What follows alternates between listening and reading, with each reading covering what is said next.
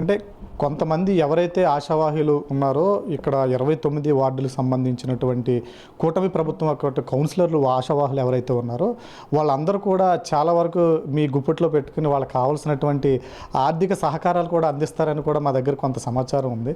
అది ఎంతవరకు వాస్తవం అంటారు? ఈ రోజుల్లో ఎవరు గుప్పిట్లో ఉండరు.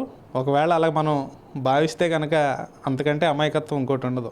ఎందుకంటే అందరం కలిసి మేము అన్నదమ్ముల్లాగా పార్టీ కోసం పనిచేసుకుంటూ ముందుకెళ్తాం తప్ప ఇక్కడ ఏంటంటే ఎవరో గుప్పిల్లో పెట్టుకోవడం అనేది జరగదు. అందులోనూ ఈ రోజుల్లో అసలు సాధ్యం కానిది మీరు అడిగిన ప్రశ్న. కాపు సమాజానికి సంబంధించి అందరూ కూడా ఇప్పుడు డిప్యూటీ సీఎం పవన్ కళ్యాణ్ ఉండటం వలన జనసేన వైపే అందరూ మొగ్గు చూపుతున్నారు. కానీ మీరు ఆకస్మికంగా తెలుగుదేశంలో రావడం పట్ల మీ యొక్క అసలు ఎందుకని అంత విభిన్నంగా ఆలోచించగలిగారు? అంటే ఎప్పుడు కూడా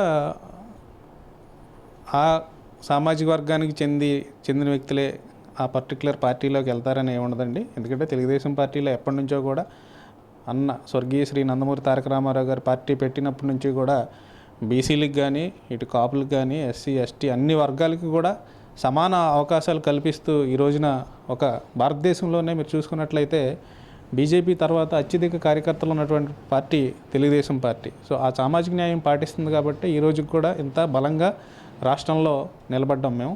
సో అలాంటిది ఏం లేదు. అంటే కొన్ని ఈక్వేషన్స్లో నేను ఈ డెసిషన్ తీసుకోవడం జరిగింది.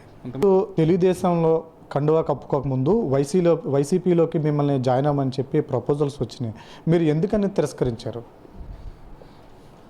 అంటే వాళ్ళు ఆహ్వానం పంపించడం వాస్తవమే. కానీ ఏంటంటే మనం రాజకీయంగా ఒక నిర్ణయం తీసుకున్నప్పుడు ముందు మనం చేసేటటువంటి పని మన మనసుకు నచ్చిన పార్టీలోనో లేదా మన భావజాలానికి సరితూగేటువంటి ఆశయాలు సిద్ధాంతాలు ఉన్నటువంటి పార్టీని ఎంచుకోవడం అనేది చాలా కీలకమైనటువంటి అంశం. ఎందుకంటే మనకి ఇష్టం లేని పార్టీలోకో లేదా మన భావజాలం నచ్చినటువంటి పార్టీలోకి మనం వెళ్ళి పనిచేయడం అంటే ఖచ్చితంగా మనం అది విజయం వైపు పరిగెట్టలేం. అదే మనకు నచ్చినటువంటి పార్టీని మనం ఎంచుకుని మన భావజాలం కూడా వాళ్ళతో సరితూగే విధంగా ఉంటే ఖచ్చితంగా ఆ పార్టీలో మనం సక్సెస్ అవుతాం. అంతకుమించి వేరే కారణాలు